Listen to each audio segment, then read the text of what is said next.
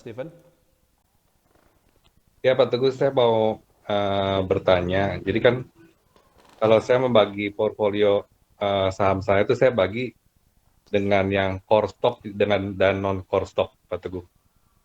Nah, kalau misalnya salah satu saham core stock saya itu saat ini porsinya sudah hampir mencapai 40% dari total portfolio saya karena harga sahamnya udah naik banyak ya.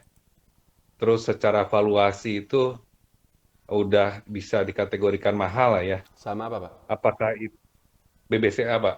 Oke, ya. eh Ya, BBCA kan kalau lihat dari PBV, PR semua kan pasti semua ngomong kan mahal kan Pak. Tapi secara pertumbuhan tuh lumayan lah Pak. Misalnya setahun itu 15% gitu kan masih bertumbuh dia kan. Dan belum termasuk Nah, dividen. betul. Nah, kalau begitu apakah saya harus lepas saja belikan switch ke saham lain atau ini karena ini core stock ya saya tetap keep aja Pak Teguh. Itu Pak Teguh. Makasih. Saya jawab ya.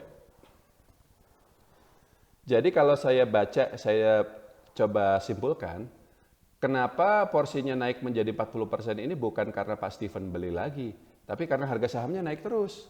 Sehingga ya porsinya Ya, jadi lebih jadi dominan dibanding portofolio secara keseluruhan. Nah, kalau kayak gitu, Pak, jual sebagian.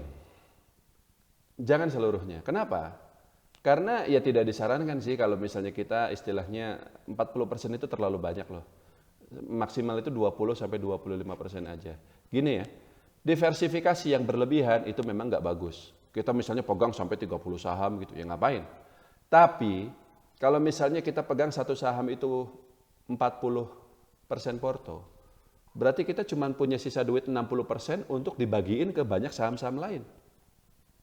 Duit kita jadi habis gitu karena masuk semua di satu saham ini aja. Nah, kalau karena posisinya sekarang Pak Steven ini profit ya, ya sebenarnya bisa profit itu direalisasikan sebagian, tapi jangan seluruhnya karena ini judulnya kan core stock ya, jangan dijual habis seperti itu. Ambil misalnya 20% jadi sisanya 20% juga. Nah, ini kemudian diputar ke saham-saham lain. Karena BCA bagus Pak dan memang hasilnya profit. Tapi kalau Pak Steven beli saham-saham batu bara seperti yang kami lakukan 2 tahun yang lalu, wah itu luar biasa Pak. Jadi apa namanya, saya sekarang juga ada peluang seperti itu di properti misalnya. Balik lagi hmm. ya, kita nggak tahu, kita nggak bisa lihat masa depan bagaimana. Tapi kalau misalnya harapan kita tercapai, prediksi kita benar, saham-saham properti naik banyak, kenaikannya nggak akan cuma 15% Pak per tahun. Tapi jauh lebih besar dari Hmm. itu. Kesempatannya ada, kenapa nggak kita ambil? Kan gitu. Jadi apa namanya? Boleh kita ambil dari BCA ini sekaligus untuk ya ini ya agar portofolio kita lebih stabil, bukan lebih berimbang. Dan juga terutama begini. Betul Pak, BCA ini dalam jangka panjang naik terus, bayar dividen terus dan seterusnya. Tapi ada juga loh tahun-tahun di mana dia turun sendiri ada.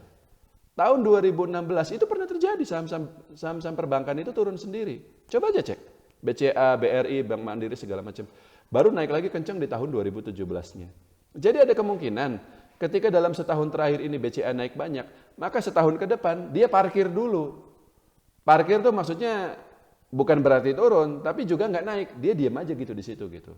Nah kalau kayak gitu kan berarti duitnya kita ambil dulu, masukin ke saham-saham lain. Itu aja sih. Cukup Pak Steven. Iya Pak, terima kasih Pak Teguh. Lanjut ya.